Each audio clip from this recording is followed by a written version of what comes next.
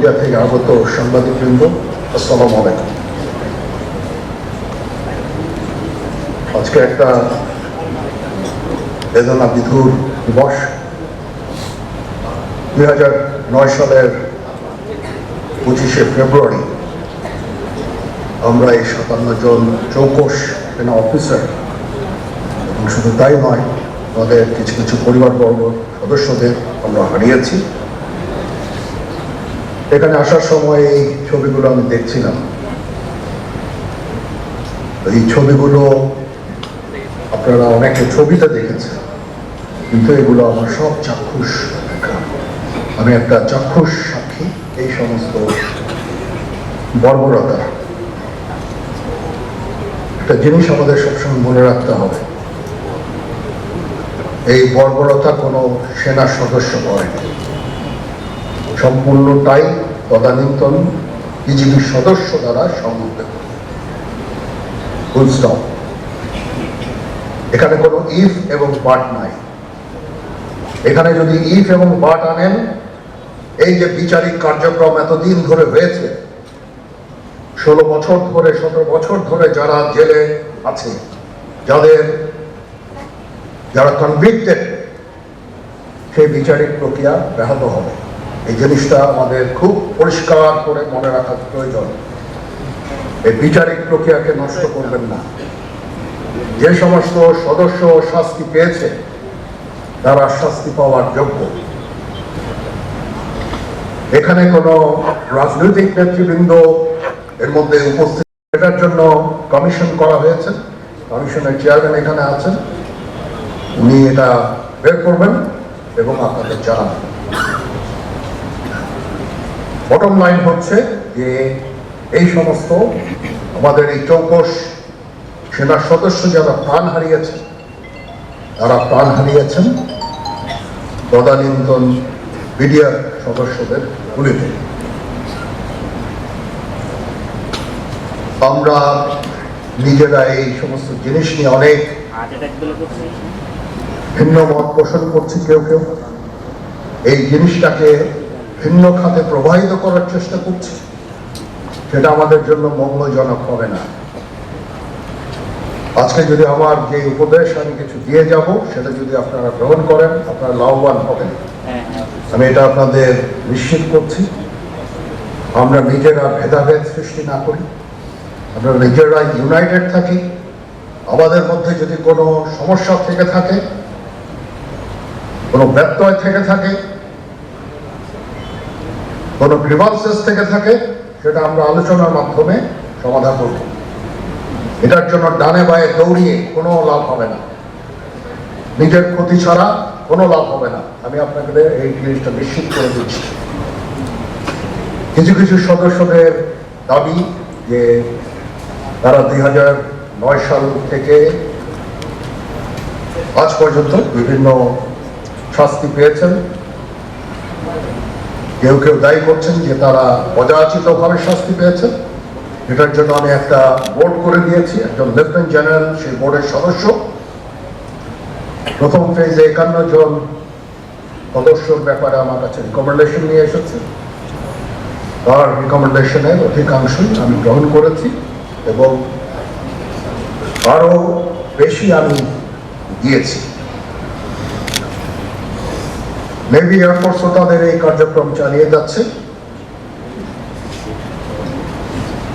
আমার stand point হচ্ছে, যদি কেউ অপরাধ করে থাকে সেটার জন্য কোনো ছাড় হবে না, বিন্দু মাত্র ছাড় নাই। আমি আপনাদের পরিষ্কার করে দিচ্ছি, it is a discipline force. Discipline ফোর্সকে ডিসিপ্লিন থাকতে দেন। আজকে এই যে দেশের ক্রান্তি লগ্নে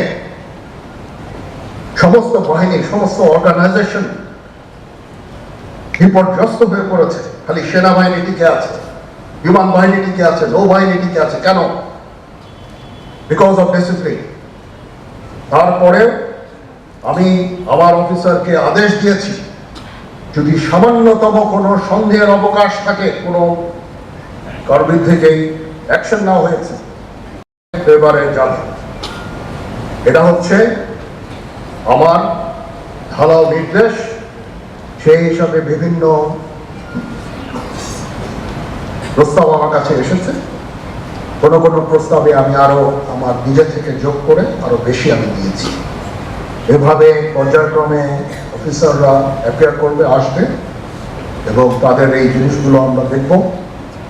দেখে যদি মনে হয় যে তাদেরকে করার অবকাশ আছে কিছু, অবশ্যই আমরা করব। এটা ন্যায় নীতিতে আমরা প্রতিষ্ঠিত থাকবো ইনশাআল্লাহ। আপনারা কিছু মনে করবেন না, আজকে আমি একটু পরিষ্কার করে আমি কথা বলতে চাই। আপনাদের সবার হয়তো ভালো নাও লাগতে পারে, কিন্তু বিশ্বাস করেন আমার এটা যদি আপনারা গ্রহণ করেন, আপনারা লাভবান হবেন, কোনো ক্ষতি হবে না। বুঝছেন, আমার অন্য কোনো আকাঙ্ক্ষা নাই। আমার একটাই আকাঙ্ক্ষা, দেশ এবং জাতিটাকে একটা সুন্দর জায়গায় রেখে ছুটি করা। I had enough. Was last 7-8 months I had enough. আমি চাই দেশ এবং জাতিকে একটা সুন্দর জায়গায় রেখে আমরা সেনানিবাসে ফেরত আসবো।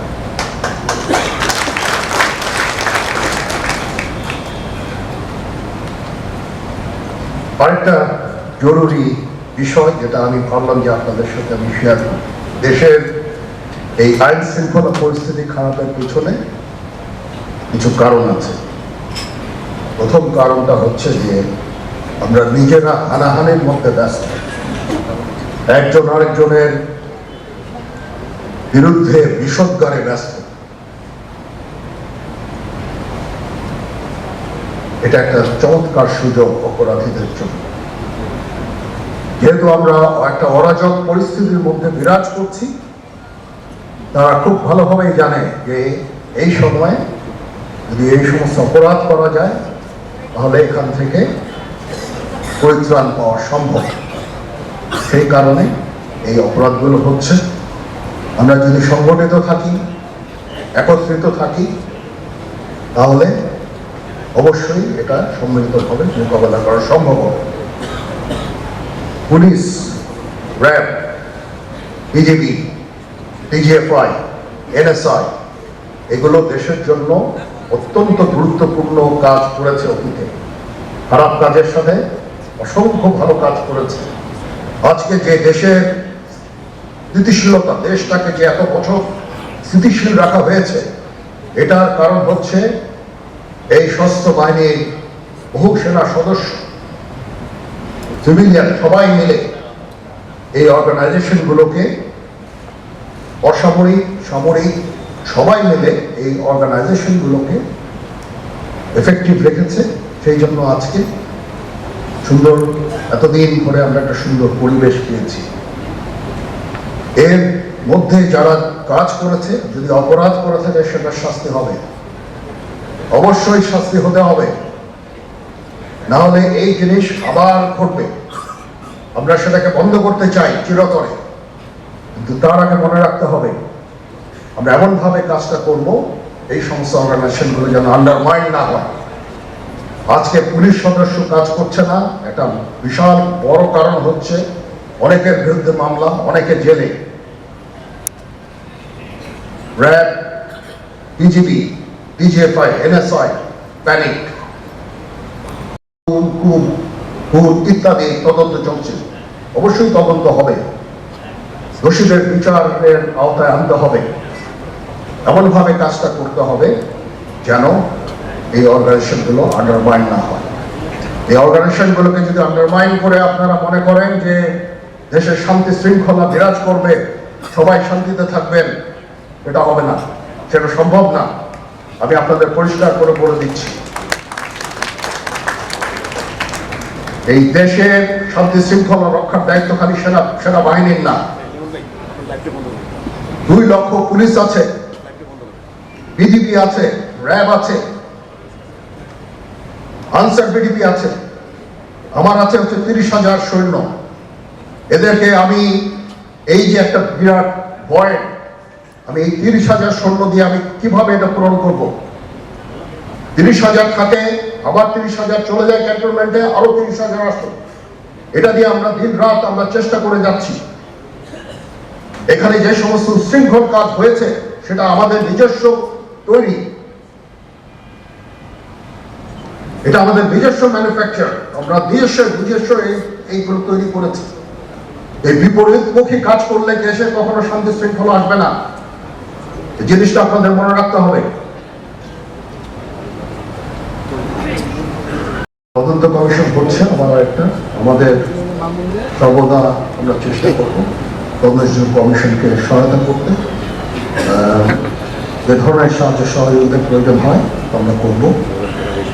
আমরা দেশে একটা ফ্রি ফেয়ার অ্যান্ড ইনক্লুসিভ একটা ইলেকশনের জন্য দিকে ধাবিত হচ্ছে, এবং তার আগে যে সমস্ত সংস্কার করা প্রয়োজন অবশ্যই সরকার এদিকে হেল্প করবেন। আমি যতবারই ডক্টর ইউনূসের সাথে কথা বলেছি, he completely agrees with me. There should be free, fair and inclusive election, and that election should be within December or close to that. যেটা আমি প্রথমেই বলেছিলাম যে 18 মাসের মধ্যে একটা ইলেকশন। আমার মনে হয় যে সরকার সেদিকেই ধাবিত হচ্ছে। ডক্টর ইউনূস যথাসাধ্য চেষ্টা করে যাচ্ছে এই দেশটাকে ইউনাইটেড রাখতে, কাজ করে যাচ্ছেন। ওনাকে আমাদের সাহায্য করতে হবে, উনি যেন সফল হতে পারে সেই দিকে আমরা সবাই চেষ্টা করব। আমরা একসাথে ইনশাআল্লাহ কাজ করে যাব। আজকে রাবার চেয়ারম্যান মহোদয় আমাকে এখানে দাওয়াত দিয়েছেন। উনি চেয়ারম্যান হওয়ার পরে এটা দ্বিতীয়বার আমি এসেছি। ওনার কাছে আমি কৃতজ্ঞ যে উনি আমাদেরকে আলাদাভাবে বা রাবা আমাদেরকে আলাদাভাবে দেখছেন। সার্ভিং অ্যান্ড রিটায়ার্ড, আমি তো বলেছি প্রথমেই যে এনি ডিফারেন্স। আমি সেনা প্রধান হিসাবে সার্ভিংদের প্রতি আমার যেই দায়িত্ব, রিটায়ার্ডদের প্রতি দায়িত্বের একই দায়িত্ব, সামান্যতম কম বেশি না, সেই চেষ্টা আমি করে যাচ্ছি আমাদের লিমিটেড রিসোর্সের মধ্যে। আমরা হেলথ কেয়ারের উপরে বেশ কিছু কাজ করছি, নিজস্ব কিছু মেডিকেল হসপিটাল করার চেষ্টা করছি, ক্লিনিক করার চেষ্টা করছি, এবং আপনারা আস্তে আস্তে এগুলোর ফল ইনশাআল্লাহ পাবেন। আসেন আমরা নিজেদের মধ্যে মারামারি কাটাকাটি না করে ইউনাইট আওয়ারসেলস, দেশ জাতি যেন একসাথে থাকতে পারি সেদিকে আমাদের কাজ করতে হবে। আমাদের মধ্যে মতের বিরোধ থাকে, দিন শেষে যেন আমরা সবাই দেশ এবং জাতির দিকে খেয়াল করে আমরা যেন এক থাকতে পারি। তাহলে এই দেশটা উন্নত হবে, এই দেশটা সঠিক পথে পরিচালিত হবে। না হলে আমরা আরো সমস্যার মধ্যে পড়তে যাব। বিশ্বাস করেন, ডোন্ট ওয়ান্ট টু হেড, ওইদিকে আমরা যেতে চাই না। আমি আপনাদের সতর্ক করে দিচ্ছি, পরে বলবেন যে আমি সতর্ক করিনি। আমি আপনাদের সতর্ক করে দিচ্ছি, আপনারা যদি নিজেদের মধ্যে ভেদাভেদ ভুলে একসাথে কাজ না করতে পারেন, নিজেরা যদি কাদা ছোড়াছুড়ি করেন, মারামারি কাটাকাটি করেন, এই দেশ এবং জাতির স্বাধীনতা সার্বভৌমত্ব বিপন্ন হবে। আমি আজকে বলে দিলাম, নাইলে আপনারা বলবেন যে আমি আপনাদের সতর্ক করিনি। আমি সতর্ক করে দিচ্ছি আপনাদের। এই দেশ আমাদের সবার, আমরা সবাই সুখে শান্তিতে থাকতে চাই। আমরা চাই না হানাহানি, কাটাকাটি, মারামারি। সেই উদ্দেশ্যে আমি কাজ করে যাচ্ছি, আমরা কাজ করে যাচ্ছি। আমাদের সেনাবাহিনীর প্রতি আক্রমণ করেন না। একটা কমন জিনিস আমি দেখতে পাচ্ছি, সেনাবাহিনী এবং সেনা প্রধানের প্রতি বিদ্বেষ কারো কারো, কি কারণে আজ পর্যন্ত আমি এটা খুঁজে পাইনি। আমরা হচ্ছে একমাত্র ফোর্স যেটা আপনাদের জন্য কাজ করে যাচ্ছি, দাঁড়িয়ে আছি প্ল্যাটফর্মে। অফকোর্স নেভি আর এয়ারফোর্স, নেভি চিফ আমার মন খারাপ করে এয়ারফোর্স আমাদেরকে সাহায্য করেন। আমাদেরকে আক্রমণ করেন না, আমাদেরকে অনুপ্রাণিত করেন, আমাদেরকে উপদেশ দেন। কোনো একটা সমস্যা হয়ে গেলে আমি জামিলুদ্দিন স্যারের স্বর্ণপূর্ণ হই এবং উনি আমাকে উপদেশ দেন, সিনিয়র জেনারেল আমাকে উপদেশ দেন, আমি সবার কাছে স্বর্ণপূর্ণ হই।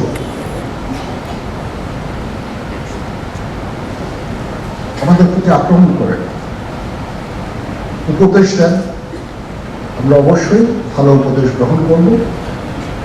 আমরা একসাথে থাকতে চাই এবং দেশ এবং জাতিকে এগিয়ে নিয়ে যেতে চাই। সবাই ভালো থাকবেন। মনোনয়ন হকের প্রতি আন্তরিক কৃতজ্ঞতা। উনি আমাকে সুযোগ করে দিয়েছেন আজকে এখানে আপনাদের সাথে এসে কথা বলার জন্য। মন খুলেই কথা বললাম। এতদিন যে কথা মনের মধ্যে ছিল সবসময় প্রকাশ করতে পারি না, প্রকাশ করাও যায় না। আজকে প্রকাশ করে ফেললাম। আমি জানি না এখানে অনেক মিডিয়া আছে, যেটা না থাকলেই মনে হয় ভালো হতো। আমি আমার মনের কথাটা প্রকাশ করে ফেললাম। কাউকে যদি দুঃখ দিয়ে থাকি আমাকে ক্ষমা করবেন। চলেন, আসেন আমরা একসাথে কাজ করি, দেশ এবং জাতিকে একটা সুন্দর জায়গায় নিয়ে যাই। এখানেই আমাদের ছেলেমেয়েরা বাস করবে।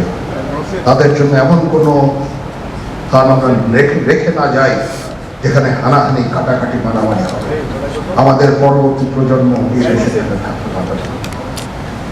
সবাই ভালো থাকবেন।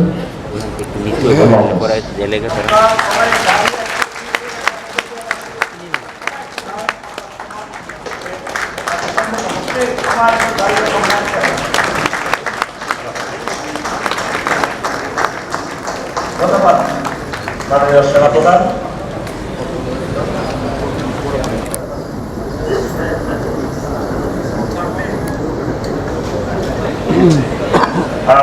আমাদের স্বরাষ্ট্র উপদেষ্টা আমাকে ফোন করেছিলেন, ক্যাবিনেট মিটিং থাকার কারণে তিনি উপস্থিত হতে পারেননি। সবাইকে সালাম জানিয়েছেন এবং দোয়া করছেন।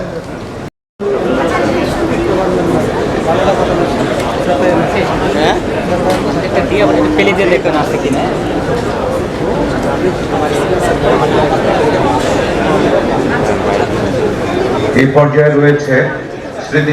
আমাদের সবারই এখন একটাই পরিচয়, আমরা শহীদ পরিবারের সদস্য।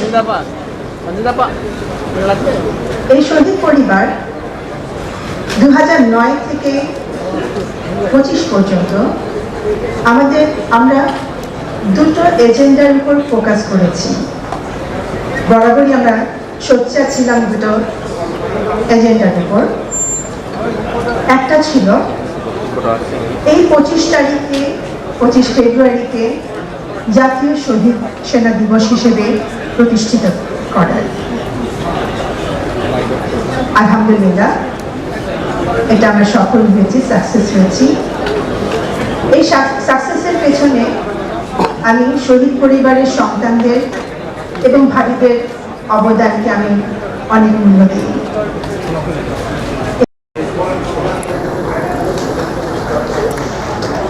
আর সালেহকে নিয়ে যদি স্মৃতিচারণ করতে বলা হয়, আমি একটা ছোট্ট একটা ঘটনা বলবো।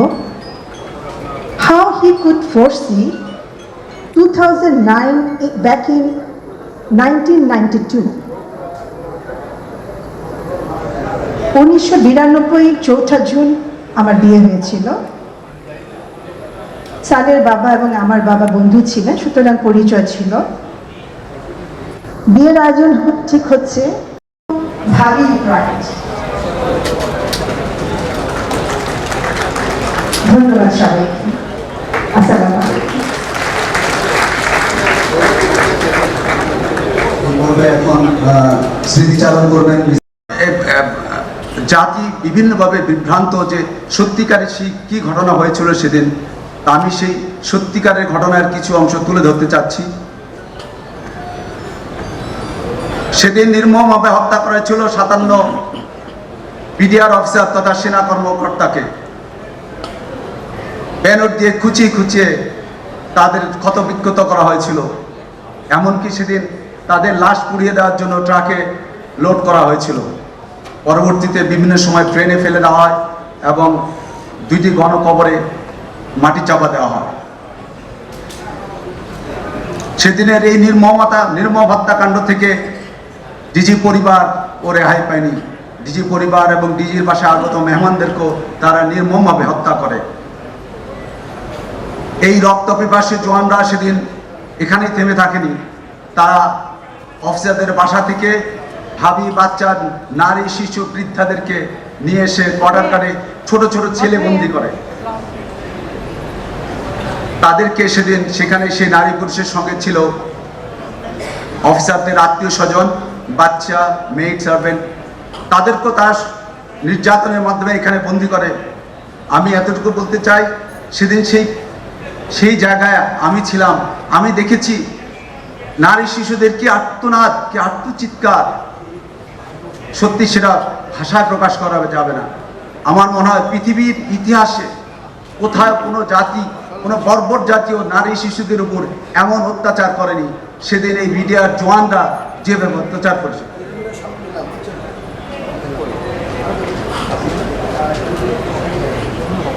হাবিদের যখন নির্যাতন করা হচ্ছে এবং নারীদেরকে, বাচ্চাদেরকে, সেই সময় আমি দেখেছি তাদের আত্মচিৎকার, পাশাপাশি মিডিয়ার জওয়ানদের বিজয়ের উল্লাস, যেটা ছিল সত্যি সহ্য করার মতো না।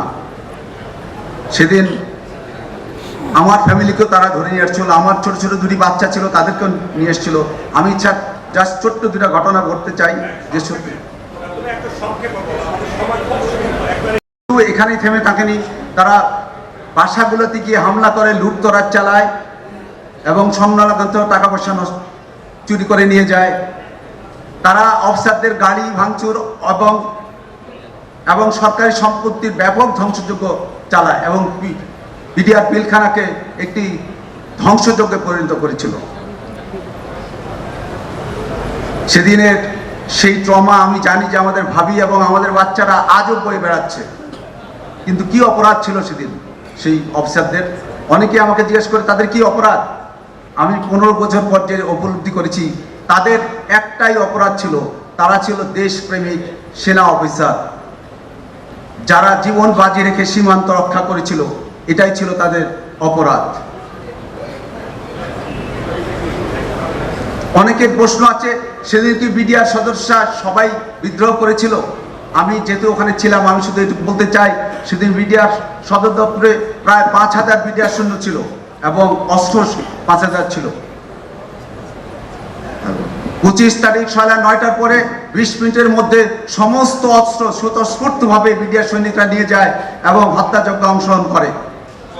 অতএব কেউ যদি বলে থাকে সমস্ত বিডিআর এই হত্যাযজ্ঞে অংশগ্রহণ করেনি, হত্যাযজ্ঞে তারা অংশগ্রহণ করেছে এবং সহযোগিতা করেছে। একমাত্র সুবেদার নুরুল ইসলাম ছাড়া আর কেউ এর প্রতিবাদ করেনি। বিডিআর কাণ্ডের পরবর্তীতে তদন্ত হয়েছে, 4টা তদন্ত আমি বলবো, সেনা তদন্ত, আনিসুজ্জামান তদন্ত, সিআইডি তদন্ত এবং ইউনিট পর্যায়ে তদন্ত। সেই তদন্তের প্রেক্ষিতে আমাদের এবং ভাবিদের সাক্ষীর প্রেক্ষিতে বিডিআর সৈনিকদের সেদিন বিচার করা হয়েছিল। রেয়াজ শেষ করো। তাই সেদিনে এদের নিরপরাধ বলার কোনো স্কোপ নাই এবং তারা সেই তদন্তের মাধ্যমে এটা সুষ্ঠুভাবে প্রমাণিত হয়েছে যে তারা অপরাধী। আমি শেষ কথা যদি বলতে চাই, আজকে মিডিয়া বিভিন্ন দিয়ে এই দেশপ্রেমিক সেনাবাহিনীকে প্রশ্নবিদ্ধ করবেন না। আল্লাহ হাফেজ। কোথায় আছি কোথায় না আছি, আমি ছোটবেলায় আর কি মুভিজে দেখতাম যে যখন এরকম কোনো একটা ক্যারেক্টার হয়তো মারা যায়, তখন হয়তো ভালচারের মতো আশেপাশে আপন মানুষজনরাই আর নিজেদের এগেনস্টে চলে আসে। এমন অনেক পরিস্থিতি হয়েছে যেখানে আসলে আমাদের কেউ ছিল না এবং আমার মার একটা 9 বছরের শিশুর কাছেই কান্না করতে হয়েছে, কারণ তার আর কেউ ছিল না। পাশের রুমে যখন আমার বোনের কাছে দেখতাম ও নিজে নিজে কান্না করছে, কারণ ও নিজে ওর মা বা বোনের সামনে এসেও কান্না করতে পারছে না। এবং এই জিনিসটা দেখে যখন আমি টিভি অন করতাম, তখন এমন একটা ব্যক্তির চেহারা দেখা লাগতো যে নিজেকে প্রকাশ করতো যে সে জাতির কষ্ট বুঝে এবং মানুষের কষ্ট বুঝে। এই সেম ব্যক্তিকে যখন আমি জিজ্ঞাসা করেছিলাম যে আপনি কেন আরো সোলজার্স পাঠাননি, আপনি কেন আরো আর্মি পাঠাননি ভিতরে, ওনার উত্তর ছিল আমরা তো আমাদের দিক থেকে সব চেষ্টা করেছি। হোয়াট আ জোক, বিকজ এই সেম ব্যক্তির জন্যই আজ জুলাই লাস্ট ইয়ারে আমাদের আরো বেশি মানুষকে আমাদের হারানো লেগেছে। আমি কখনো মনে করিনি যে এমন একটা দিন আসবে যখন এই ব্যক্তিকে, যাকে নিউজে, যাকে টিভিতে, যাকে মিডিয়াতে এত বড়ভাবে দেখা হয়, ওনার এগেনস্টে আমরা কখনো জাস্টিস পাবো। কিন্তু আমি অনেক গ্রেটফুল যে আজকের মতো আমরা একটা দিন দেখতে পাচ্ছি, কারণ আমাদের অনেক আপ্যায়ন একটা ইচ্ছা ছিল যে শহীদ সেনা দিবস আমরা দেখতে পাবো। And for that thank you to the chief adviser, and most importantly thank you to the students. Regardless of whatever negative connotation that people may have যে জুলাই রেভলিউশনের জন্য দেশে কি হয়েছে না হয়েছে, প্লিজ মনে রাখবেন আপনাদের জন্যই আমার মতো একজন মানুষ আজকে এখানে দাঁড়াতে পেরেছি, এবং আপনাদের জন্যই আমরা জাস্টিসের এক স্টেপ ক্লোজার। Thank you. সেটা যেন সুষ্ঠুভাবে হয়। প্রত্যেকটা খুনি এবং বিডিআর হত্যাকাণ্ডের সাথে জড়িত প্রত্যেকটা মানুষের মুখোশ যেন উন্মোচন করতে পারেন। বিচারের আশা আমরা এতদিন রাখি নাই, এখন আমরা রাখছি। আমরা আপনাদের কাছে চাচ্ছি, আশা করি আপনারা আমাদেরকে আরো একবার ফিরিয়ে দিবেন না। আমাদের বাবাদের আত্মার জন্য, এবং আমরা এতদিন ধরে আমরা যারা প্রচন্ড রকমের কষ্ট বয়ে নিয়ে বেড়াচ্ছি, আমাদের জন্য এতটুকু ইনসাফ যেন আপনারা নিশ্চিত করার চেষ্টা করেন। এরপর একটি সূর্যাস্ত এবং আরেকটি সূর্যোদয়। 25শে ফেব্রুয়ারি 2009 সূর্যোদয়ের সাথে সাথে অন্যান্য দিনের মতোই দিন পঞ্জিকায় শুরু হয় নতুন আরেকটি দিনের। পিলখানার উৎসবের রং তখনও ফিকে হয়নি। প্রকৃতির স্বাভাবিকতায় ভোরের বাতাসে সেদিনও ছিল পাখির গুঞ্জন। স্রোতের মতো বয়ে চলা সময়ের কাঁটা সবে সকাল 9টা ছুঁই। ঠিক তখনই ছন্দপতন ঘটে ঢাকার পিলখানায়। এক অস্বাভাবিক পরিস্থিতির মুখোমুখি হয় শহরের প্রাণকেন্দ্রে অবস্থিত তদানীন্তন বিডিআর সদর দপ্তর। সময় বাড়ার সাথে সাথে পিলখানা রূপ নেয় ইতিহাসের নির্মম ঘৃণ্য পৈশাচিকতায়।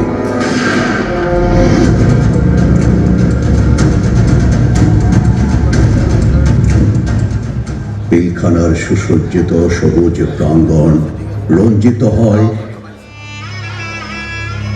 অকুতভয় দেশপ্রেমিক আর মেধাবী অফিসারদের তাজা রক্তে।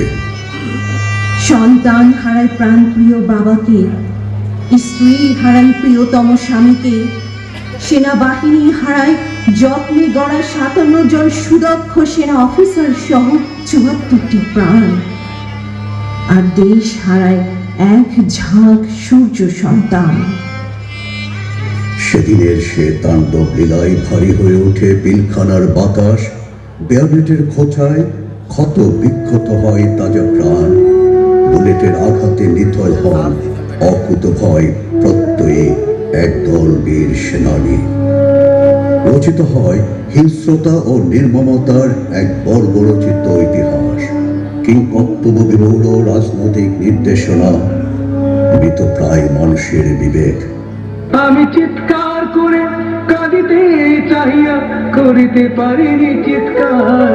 আমি চিৎকার করে কাঁদিতে চাহিয়া করিতে পারিনি চিৎকার। বুকের ব্যথা বুকে চাপায় নিজেকে দিয়েছি ধিক্কার। কতটুকু অশ্রু গড়ালে হৃদয় জলে শীত, কত প্রদীপ শিখা জ্বালালে জীবন আলোয় দীপ্ত। কত ব্যথা বুকে চাপালে তাকে বলি আমি ধৈর্য। নির্মমতা কত দূর হলে জাতি হবে নির্লজ্জ।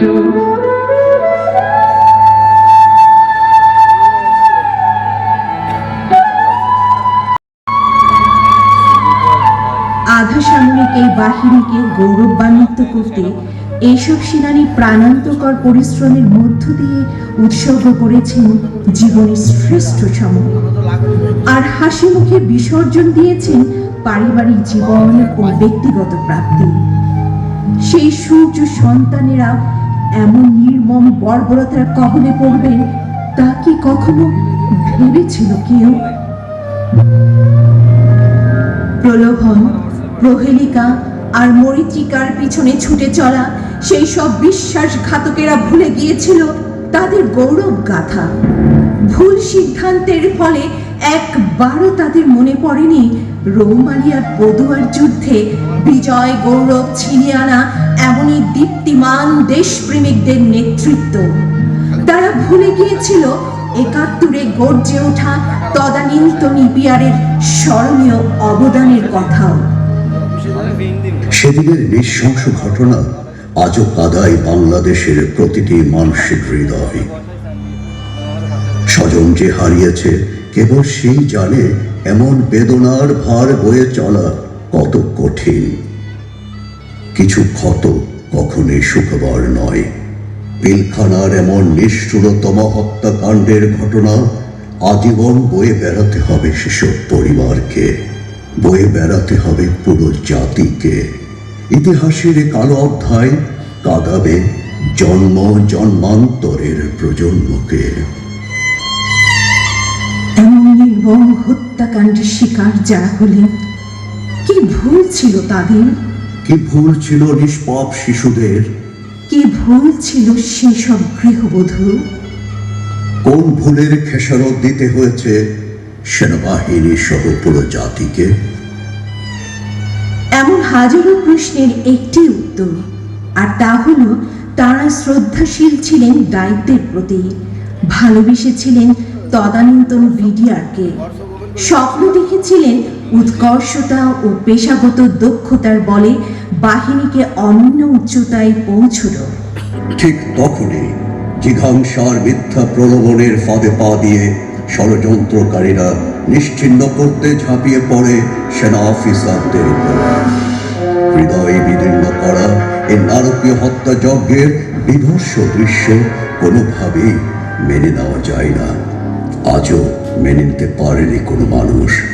হৃদয়ে জমানো সে ব্যথার অশ্রু ঝরে, লণ্ডভণ্ড হয় মানুষের বিশ্বাস। প্রশ্ন জাগে মনে, এভাবে আর কতদিন? কত ব্যথা বুকে চাপালে তাকে বলি আমি ধৈর্য। নির্মমতা কত দূর হলে জাতি হবে নির্লজ্জ। আমি চিৎকার করে কাঁদিতে চাহিয়া করিতে পারিনি চিৎকার।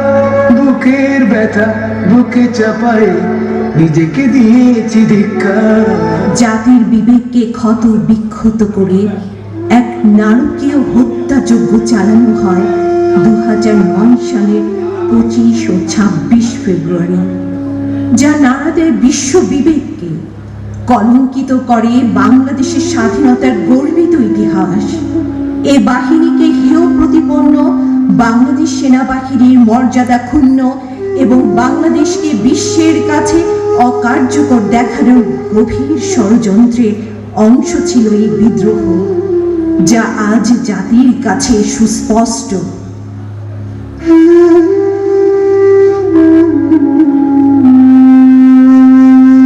বিকৃতির অপরাধ ইতিহাস কাউকে ক্ষমা করে না। তবু অযৌক্তিক আর মিথ্যার বেসাতিতে পূর্ণ যখন ষড়যন্ত্রকারীদের দাবি, তখন কেঁদে ওঠে শিশু শহীদদের আত্মা, কেঁপে ওঠে স্বজনদের মুখের পাঁজর।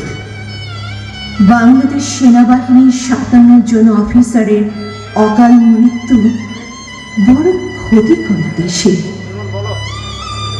যে অবর্ণনীয় দুঃসহ যন্ত্রণার মধ্যে দিয়ে এসব পরিবার আজ মানবেতর জীবন বয়ে বেড়াচ্ছেন, তার হৃদয়বান মানুষকে প্রতিনিয়ত শোকার্ত করে। সে শোককে শক্তিতে রূপান্তরিত করে শহীদদের অবিস্মরণীয় আত্মদানের ইতিহাস অম্লান হয়ে থাকবে প্রতি মানুষের হৃদয়ে। আজকের এই মহতী দিনে আমরা তোমাদের স্মরণ করি বিনম্র শ্রদ্ধা ও ভালোবাসায়। তোমাদের ঋণের কাছে আমাদের কৃতজ্ঞতা অফুরান। তোমরা জীবনের বিনিময়ে প্রতিরোধ করতে চেয়েছ দেশ বিরোধী ষড়যন্ত্র। তোমরাই জাতির সূর্য সন্তান, আমরা তোমাদের ভুলব না। আমরা চাই সত্যের শক্তিতে উন্মোচিত হোক আসল ঘটনা, প্রকৃত অপরাধীদের সঠিক বিচারের মধ্যে দিয়ে প্রশমিত হোক স্বজনহারা দগ্ধ হৃদয়ের জ্বালা, শান্তি পাক নিহতদের আত্মা। আর সেই মহেন্দ্রক্ষণের প্রত্যাশায় বুক বেঁধে আছে দেশের অপমর জনসাধারণ। যার চলে যায় সেই বোঝে আর বিচ্ছেদে কি যন্ত্রণা, অবুঝ শিশুর অবুঝ প্রশ্ন কি দিয়ে দেব সান্ত্বনা। আমি চিৎকার করে কাঁদিতে চাহিয়া করিতে পারিনি চিৎকার, বুকের ব্যথা বুকে চাপায় নিজেকে দিয়েছি ধিক্কার।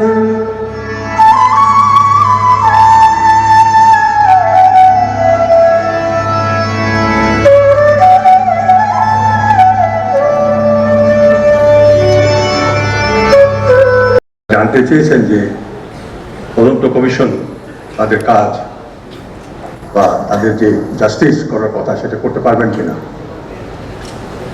আমি প্রথমেই অন্তর্বর্তী সরকারের প্রধান ডক্টর মোহাম্মদ ইউনূসকে ধন্যবাদ জানাই যে আমাকে স্বাধীন বাংলাদেশ তদন্ত কমিশন এর প্রধান নিয়োজিত করার জন্য। ইতিমধ্যে আমরা প্রায় 40 জনের সাক্ষ্য গ্রহণ করেছি এবং আরো এইরকমই হয়তো হবে যে সংখ্যক বিভিন্ন পদবীর এবং সেনাবাহিনী এবং সিভিল এদের সাক্ষ্য আমরা গ্রহণ করব। আমি এতটুকু বলতে পারি যে আমরা প্রায় অর্ধেক কাজ সম্পন্ন করে নিয়ে এসেছি। এই তদন্তের দুটো অংশ আছে, একটা হলো অভ্যন্তরীণ, যেটা নিয়ে আমরা প্রথমে শুরু করেছি। এরপরে আমরা ফরেন মিনিস্ট্রিতে আমরা লিখেছি যাদেরকে আমরা টেস্টিফাই করতে চাই তাদের অনেকেই বিদেশে অবস্থান করছে এবং তাদেরকে বাংলাদেশে নিয়ে এসে কিংবা আমাদের তদন্ত টিম সেখানে গিয়ে কিংবা জুমের মাধ্যমে আমরা তাদের বক্তব্য গ্রহণ করতে চাই। একটা জিনিস আমি আজকে সবার সামনে বলতে চাই, এই তদন্ত কমিশনের প্রধান হওয়ার পরে আমি একটা বিষয় উপলব্ধি করেছি, যারা এই ষড়যন্ত্র করেছে, এই 27 জন অফিসারকে হত্যা করার যে ষড়যন্ত্র, এটা পিলখানায় হয়েছে। আমরা নিশ্চিত করব ইনশাআল্লাহ যে এই পিলখানা যেন বাংলাদেশ না হয়, যে আমাদের সৈন্যবাহিনী দাঁড়িয়ে আছে এবং শত্রু দেশের সেনাবাহিনী এসে আমাদের স্বাধীনতা হরণ করে নিয়ে গেল। এই পলাশি আমরা হতে দেব না। আমি আরো একটা বিষয় আপনাদের দৃষ্টি আকর্ষণ করতে চাই, এই তদন্ত কমিশন যদি ফেল করে যায় তাহলে বাংলাদেশের স্বাধীনতা সার্বভৌমত্ব রক্ষার ব্যাপারে আমরা সন্দিহান থেকে হতেই হবে। এটা কোনোদিনও হতে দেওয়া যাবে না। I shall try my best to do justice to my job. আমার টিমের যে 7 জন সদস্য আছেন, আমরা একই টিম হিসেবে, একই বডি হিসেবে, একই হার্ট হিসেবে, মাইন্ড হিসেবে আমরা কাজ করছি এবং ইনশাআল্লাহ অতি সত্বর আমরা আমাদের কাজ সম্পন্ন করতে পারবো ইনশাআল্লাহ। একটা বিষয় আমাদের মনে রাখতে হবে, যাদের কাছে যে আপনার ডকুমেন্ট আছে সেটা তার কাছে যত গুরুত্বহীন মনে হোক, আমাদের কাছে সেটা মহামূল্যবান ডকুমেন্ট হিসেবে আবির্ভূত হতে পারে। আমার অনুরোধ থাকবে আজকে সবার মাধ্যমে, আজকে রাওয়া চেয়ারম্যান এখানে উপস্থিত আছেন, আমি তাকে ধন্যবাদ জানাই, তিনি আমাকে এখানে দাওয়াত দিয়েছেন, নিজেকে আমি সম্মানিত বোধ করছি। কারণটা হলো যে এই যে জাতীয় শহীদ সেনা দিবস, এই দিবসটার জন্য আমরা সবাই চেয়েছিলাম, আজকে সেটা আমরা পেয়েছি, আজকে উদযাপন করছি। এটাতে আমি উপস্থিত থাকতে পেরেছি, এই ইতিহাসের আমি একটা অংশ আজকে আপনারা আমাদের সাথে আমিও হলাম। আমাদের মনে রাখতে হবে একটা জিনিস, যারা কাওয়ার্ড, যারা কাপুরুষ, তারাই পিছন দিক থেকে হত্যা করে, কিন্তু আমরা তাদের গালের মধ্যে একটা চপেটাঘাত মেরেছি, এটাকে শহীদ সেনা দিবস হিসেবে জাতির কাছে প্রতিষ্ঠিত করে। ইনশাআল্লাহ আমরা জয়যুক্ত হব এবং এই শোক থেকে শক্তি সঞ্চয় করে আমরা সামনে এগিয়ে যাব। আমি আবারও আহ্বান জানাই যাদের কাছে যে ডকুমেন্ট আছে আপনারা আমাদেরকে দেন। আমরা ওয়েবসাইট খুলেছি, আমরা জাতিকে আহ্বান জানিয়েছি বিভিন্নভাবে আমাদেরকে এই ডকুমেন্টগুলো দেওয়ার জন্য। আমি মাননীয় সেনাবাহিনী প্রধানের ধন্যবাদ জানাতে চাই। আমরা তার সঙ্গে বসেছিলাম, তিনি আজকেও বলেছেন যে তিনি সহযোগিতা করবেন। সেদিন আমাদেরকে তিনি বলেছেন সর্বপ্রকারের সহযোগিতা তিনি আমাদেরকে করবেন, এবং আমি আপনাদের সহযোগিতা চাই, সবার সহযোগিতা চাই। যে যেখানে আছেন, যে পরামর্শ আপনারা দিতে চান আমাদের ওয়েবসাইট আছে, সেখানে আপনারা দিতে পারবেন, এবং আমরা সেগুলো যথাযথ গুরুত্ব দিয়ে বিবেচনা করব। পরিশেষে সবার মঙ্গল কামনা করে এবং শহীদ সেনা দিবস বাংলাদেশ যতদিন আছে ততদিন যেন আমরা এটা পালন করতে পারি এবং এই শোককে আমরা যাতে শক্তিতে রূপান্তরিত করতে পারি, সেই আশ্বাস আমি নিজেকে এবং সবাইকে দিয়ে আমার বক্তব্য শেষ করতে চাই। আসসালামু আলাইকুম।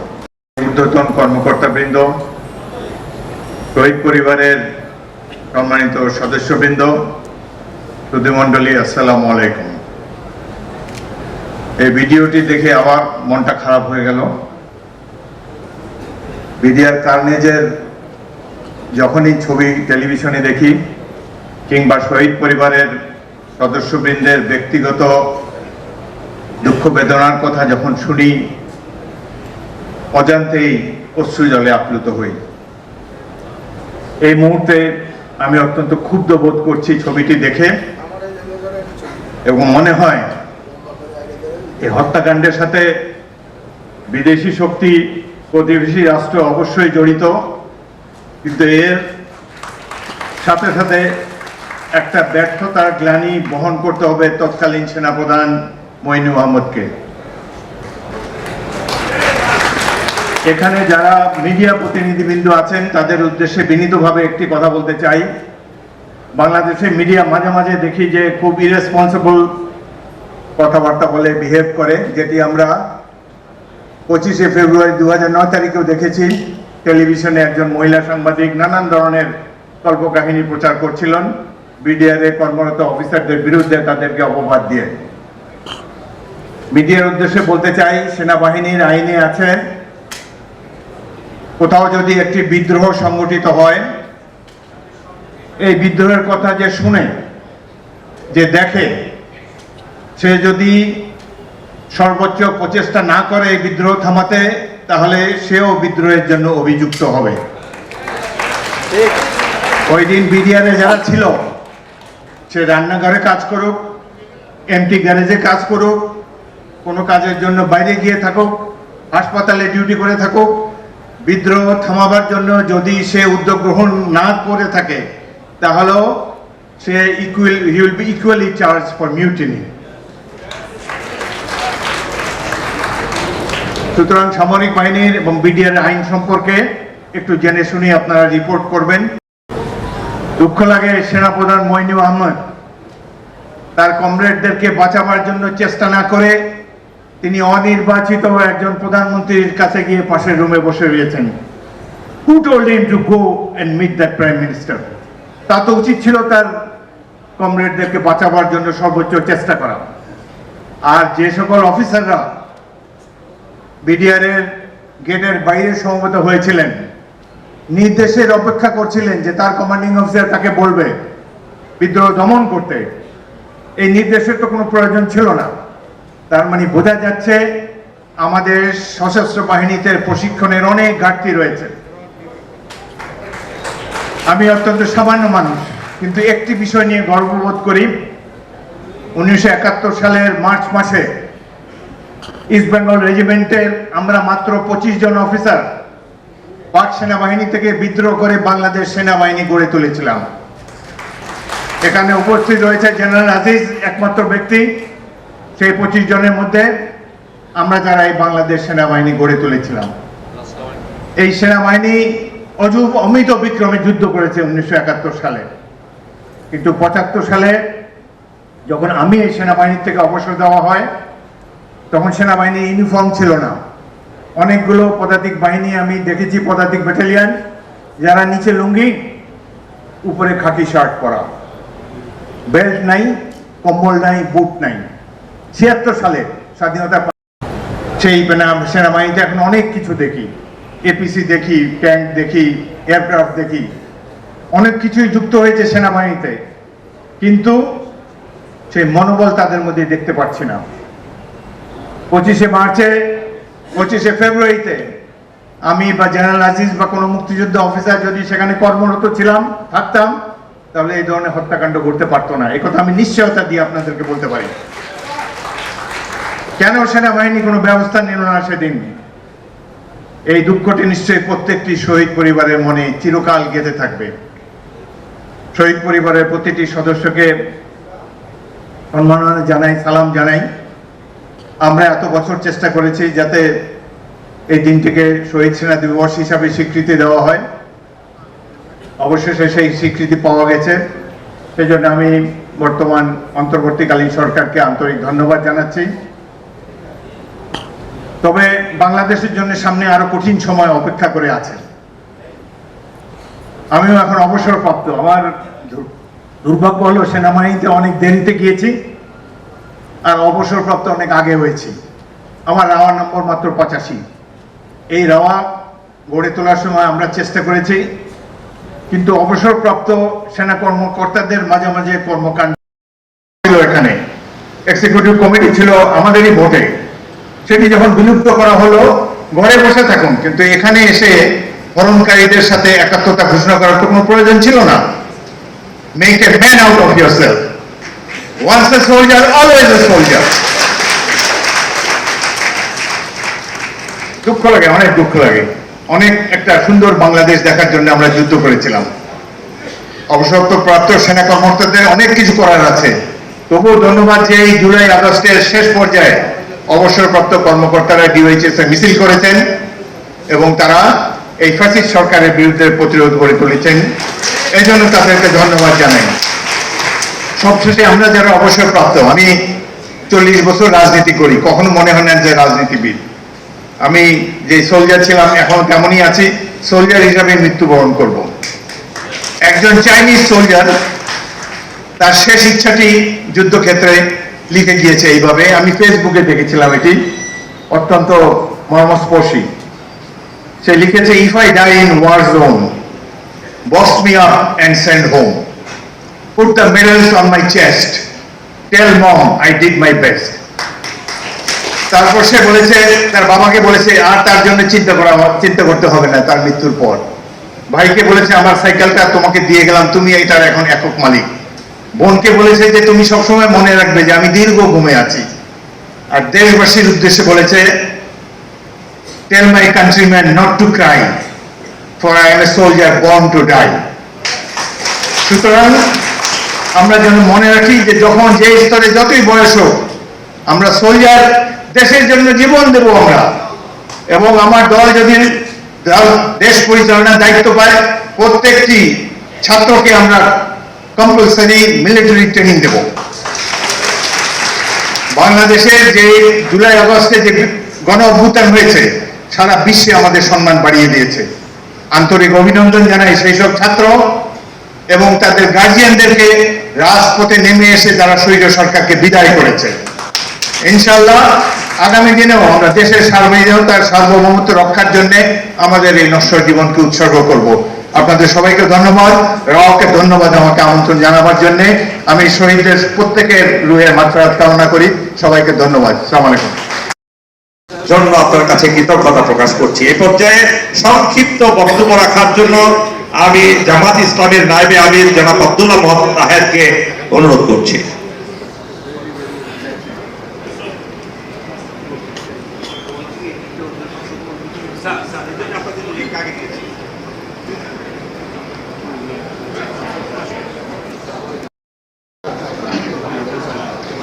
বিসমিল্লাহির রহমানির রহিম, নাহমাদুহু ওয়া নুসাল্লি আলা রাসূল।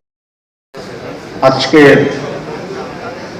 খুবই ডিস্টিংগুইশড স্টিমড পার্সোনালিটিস এবং শহীদ পরিবারের সম্মানিত উপস্থিতি, আসসালামু আলাইকুম ওয়া রাহমাতুল্লাহি ওয়া বারাকাতুহু। সংক্ষিপ্ত কথা বলার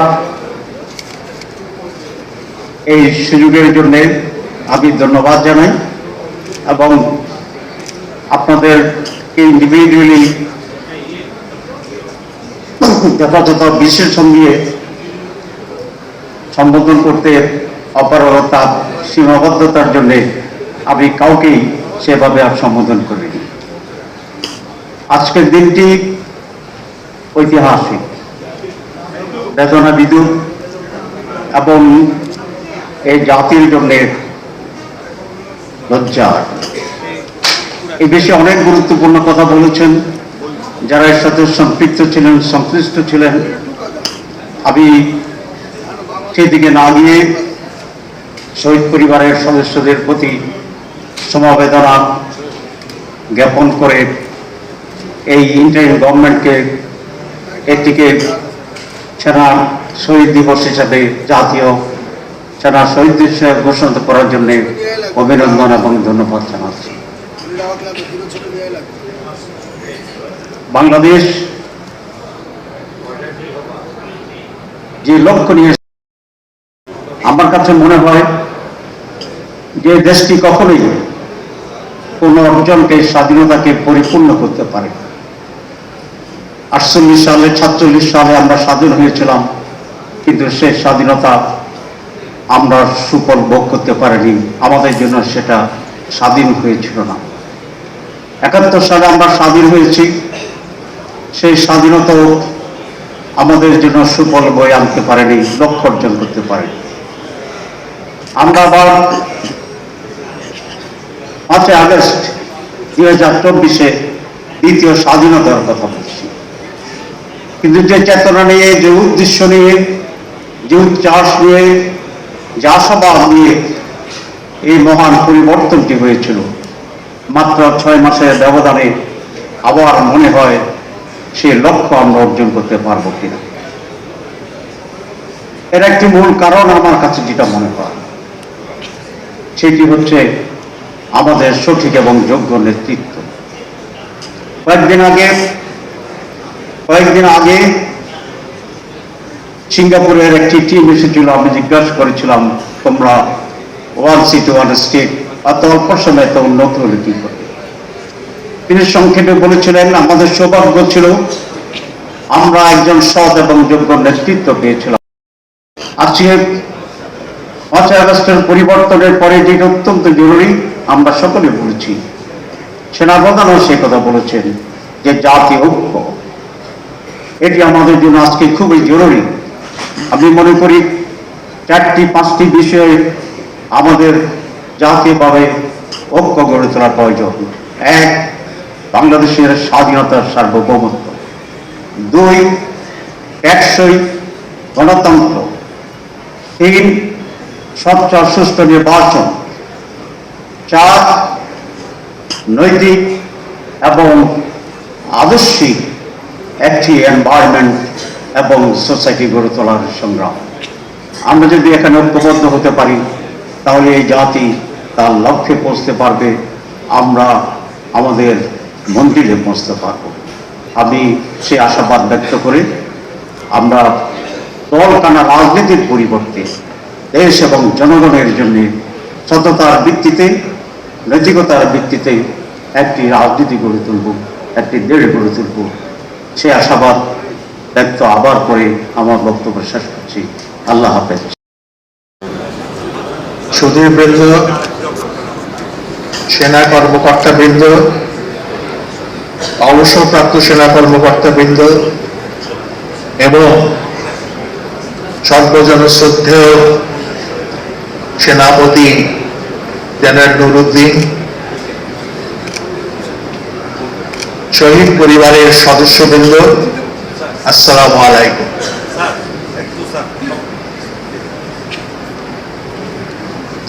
1971-এ যখন যুদ্ধ হয়েছিল, তখন নভেম্বর মাসের দিকে ভারত সরকার এবং বাংলাদেশের অস্থায়ী সরকারের সঙ্গে একটা চুক্তি সম্পাদিত হয়েছিল। এই চুক্তিটি পরিচিত হয়েছে 7 দফা গোপন চুক্তি হিসেবে। সেই চুক্তির একটা অন্যতম শর্ত ছিল বাংলাদেশে কোনো সামরিক বাহিনী থাকবে না। তারপরেও বাংলাদেশে সামরিক বাহিনী তৈরি হয়েছে।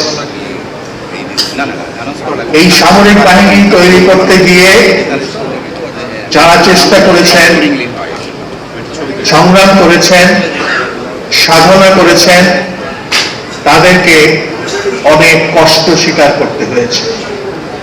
72-75 পর্বে এই দেশের সামরিক বাহিনীর যে দুর্দশা ছিল সেটা নতুন করে বলার অপেক্ষা রাখে না। তারপরেও এই সামরিক বাহিনী গড়ে উঠেছে, দেশের জন্য, জাতির জন্য অনেক অবদান রেখেছে। কিন্তু ওই আবার সেই গোপন চুক্তির শর্ত পূরণের জন্য 2009 সালের 25 ফেব্রুয়ারি এক মরণাঘাত হানা হয়েছে। সেদিন আমাদের শত্রুরা এক ঢিলে 2 পাখি হত্যা করতে চেয়েছে। 25 ফেব্রুয়ারি রাতে দিগন্ত টেলিভিশনের আলোচনা অনুষ্ঠানে আমি বলেছিলাম যে এই তথাকথিত বিদ্রোহের মাধ্যমে তারা চেয়েছে এক ঢিলে 2 পাখি হত্যা করতে। এক, বিডিআরের মতো একটি দুঃসাহসী বাহিনী, সাহসী বাহিনী যারা বড়াইবাড়ির যুদ্ধে তাদের বীরত্বের, দেশপ্রেমের স্বাক্ষর রেখেছিল, সেই বাহিনীটিকে ধ্বংস করতে। তার সঙ্গে সেই বাহিনীর যারা নেতৃত্ব দিতেন, সেই 57 জন চৌকুশ সামরিক অফিসার, তাদেরকে হত্যা করে বস্তুত বাংলাদেশ সেনাবাহিনীকে বিকলাঙ্গ, পঙ্গু করার চেষ্টা করা হয়েছে। কাজেই 2009 সালের 25 ফেব্রুয়ারি, 26 ফেব্রুয়ারি পিলখানায় যা ঘটেছে সেটা ছিল শুধু হত্যাকাণ্ড নয়, বাংলাদেশকে হত্যা করার একটা ভিন্ন প্রয়াস। এই ভিন্ন প্রয়াসের বিরুদ্ধে জাতি রুখে দাঁড়িয়েছে। বহুদিন পরে হলো আজকে আমরা স্বীকৃতি অর্জন করেছি যে 25 ফেব্রুয়ারি হবে শহীদ সেনা দিবস। কেন এতদিন হয় না? কারণ দেশদ্রোহীরা যদি দেশের দায়িত্ব পায় তাহলে দেশপ্রেমিকদের কোনো মূল্যায়ন হয় না। তারপরেও দেশপ্রেমিকরাই বেঁচে থাকে, দেশপ্রেমিকরাই সাধারণ মানুষের শ্রদ্ধা এবং ভালোবাসা পায়। সেই জন্য যারা দেশের জন্য দাঁড়াতে গিয়ে জীবন দিয়ে গেলেন, সেই 57 জন চৌকুশ সামরিক অফিসার এবং তাদের স্বজনবৃন্দ, আরো অন্যান্য কর্মকর্তারা, আজকে তাদের প্রতি জাতি সশ্রদ্ধ চিত্তে তাদের সম্মান প্রদর্শন করছে।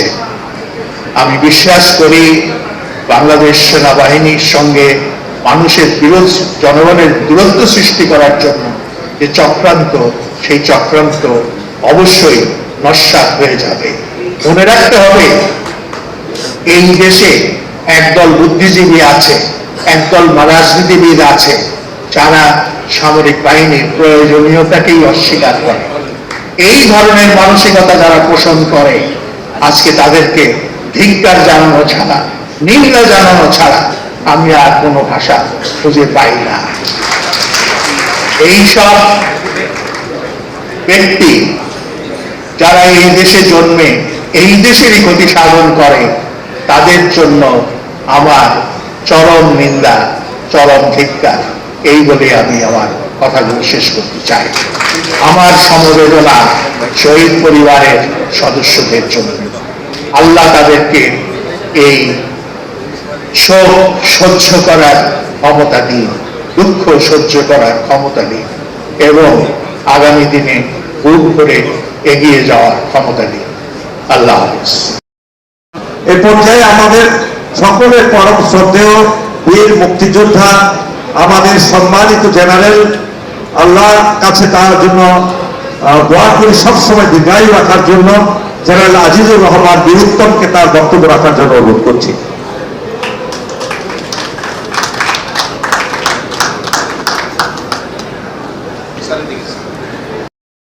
সম্মাননা পেশ গ্রহণ করার জন্য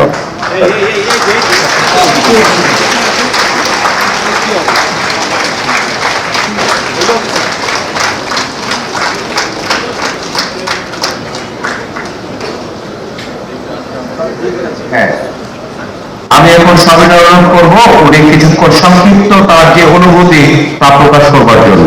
জনাব হায়দার হোসেন। সবাইকে আসসালামু আলাইকুম রহমতুল্লাহি ওয়া বারাকাতুহু। সবাই বলে এটা গান, আমি তো এই গান বলি না, এটা হলো আমার মনের কথা, আমার পীরের কথা। আমি এই গান কখনো গাইতে পারি না, আমাকে সব জায়গায় রিকোয়েস্ট করা হয় গান গাওয়ার জন্য, কিন্তু আমি এত আবেগী হয়ে যাই। 25শে ফেব্রুয়ারি আমার জন্য, I'm not an army person, I'm not, I'm no one of army, এটা আমি বাংলাদেশি। আপনারা যত সাহসী, আমিও কম সাহসী নেই। তারা জীবন যুদ্ধ করে গেছি, অন্যায়ের বিরুদ্ধে যুদ্ধ করে যাব, যে যার যেখান থেকে পারি করব। আমি সবাই বলে আমি army member, I am not. কিন্তু আর্মি আমার কোন জিনিসটা ভালো লাগে, নিশ্চয়ই কোথাও আমার একটা ভালো লাগা আছে। We are committed to save my country, নিজের জীবন দিয়ে। এই জায়গাটা আমার পছন্দ। আমিও মাঝে মাঝে আশা করি আমার মৃত্যু যেন কোনো বুলেট দেওয়া হয়। আমি আমার নর্মাল মৃত্যু কখনো আশা করি না, কিন্তু আল্লাহ পাকের ইচ্ছা আমি যেন দেশ বাঁচাতে গিয়ে মরে যাই, অথবা আমার সৌভাগ্য নাও হতে পারে। I respect my army people. এই বাচ্চারা, আমি বলছিলাম আমি অনেক রেগে যাই মাঝে মাঝে, এখন বয়স হয়ে গেছে, আমার অনেক কমপ্লেন আছে। After that killing I was in head office, army head office, and I have severe ঝগড়া বলতে পারো with the CGS and everyone. কারণ আমি একটাই কথা বলেছিলাম, আমি জানতাম না যে আপনাদের পারমিশন লাগে কোথায় ঢোকার জন্য, যেটা আমাকে বলতে আমি গেট পর্যন্ত হাজির হয়ে যাই। আমি ওল্ড টাউনের সমস্ত লোক নিয়ে ঢুকতাম, লক্ষ লোক আমার সাথে আছে, এটা আপনারা আমাকে ঢুকতে দেননি, আমার লোকজনকে ঢুকতে দেননি, উল্টা গুলি করেছেন ভিতর থেকে। 57 জন অফিসার মরে গেছে, শহীদ হয়েছেন, এটা বড় কথা না। আমরা মরার জন্য সবসময় প্রস্তুত থাকি। আমি এটা খুব দুঃখ করি না যে আমার আর্মিরা মারা গেছে, ওরা মরার জন্য রেডি। ওদের ফ্যামিলি কি করেছিল, ওদের মেয়েরা কি অবস্থা হয়েছিল, এটা কি আপনারা প্রকাশ করেছেন কোনোদিন? ওদের বৌদির কি অবস্থা হয়েছিল? We can't take it. আজও আমার মনে পড়লে আমি একটু রাজি হয়ে যাই, আবেগী হয়ে যাই, এবং আমার মনে হয় আমি তখনও বলে আসছিলাম এই বিচার হবে না। এখন কত বছর চলে গেছে, বিচার দিতে হয়নি, এমন বিচার হবে না। The way you guys are walking, I can see that. এটা বিচার আপনারা করবেন না, আমরা করবো ইনশাল্লাহ। এক সময় আসলে আমরাই করবো ইনশাল্লাহ। জনগণ সবসময় আপনাদের সাথে আছে, এই সবচেয়ে বড় কথা। আমরা কিন্তু কোনো সরকারি দল করি না, আমি কোনো রাজনীতি করি না, আমি পছন্দও করি না। আমি শুধু একটা জিনিস জানি, এই দেশ আমার, এই দেশের প্রত্যেকটা বাচ্চা আমার, প্রত্যেকটা মানুষ আমার।